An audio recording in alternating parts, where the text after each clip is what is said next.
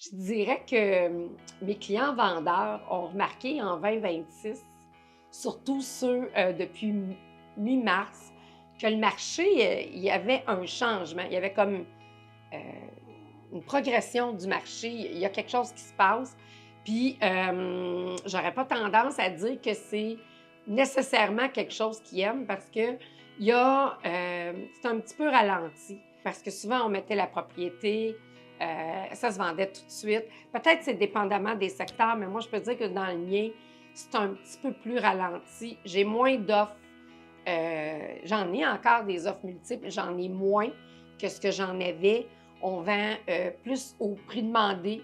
Des fois, j'ai des négociations. Je dirais qu'on recommence à avoir des conditionnels de vente de maison en promesse d'achat. Fait qu'il y a un mouvement il y a un petit ralentissement. Là, on court quand même parce qu'il y a des propriétés qui arrivent dans le marché. Mais avril 2026 a une baisse de vente de 7 versus 2025. C'est énorme, 7. Puis quand on a fini l'année, il y avait une prédiction parce que 2026 avait été une année exceptionnelle, je vous l'ai déjà dit, que le deuxième trimestre, 2025, avait été le meilleur deuxième trimestre des 25 dernières années. Fait qu'il y avait une prédiction d'une baisse de 2 en 2026 versus 2025. Mais quand tu as une baisse de 7 dans un des mois les plus occupés de l'année, avril, c'est un gros mois parce que, ça aussi, je l'ai déjà dit, on ne déménage pas toutes parce qu'on est des premiers acheteurs ou des gens à logement. Mais ça reste qu'il y a beaucoup de parents qui attendent que l'année soit finie pour ne pas changer les enfants d'école. Puis, des fois, les vacances d'été, c'est le temps de déménager et c'est beaucoup plus plaisant de déménager en été que de déménager en hiver. Fait que comment ça se fait qu'il y a une baisse de 7 en avril? Ben moi, je pense que l'économie, nous fait créer ce problème-là. Mais en fait, c'est même pas notre économie québécoise. C'est, selon moi, puis je ne veux pas parler de politique, je ne suis pas là pour parler de parti politique, mais je pense que M. Trump, de l'autre côté, fait toutes sortes de choses très imprévisibles. C'est le seul mot que je vais utiliser. Très imprévisibles qui insécurisent les gens. Donc, qui retardent les mises en vente. On ne met pas sa propriété en vente. Il n'y en a presque pas, fait qu'on ne la met pas.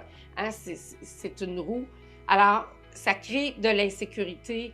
On l'a vu à la pompe. Ça l'a augmenté d'une quarantaine de cents le litre. Ça fait toute une différence. Ça entraîne des hausses de prix à l'épicerie parce que, bon, tout se transporte en camion.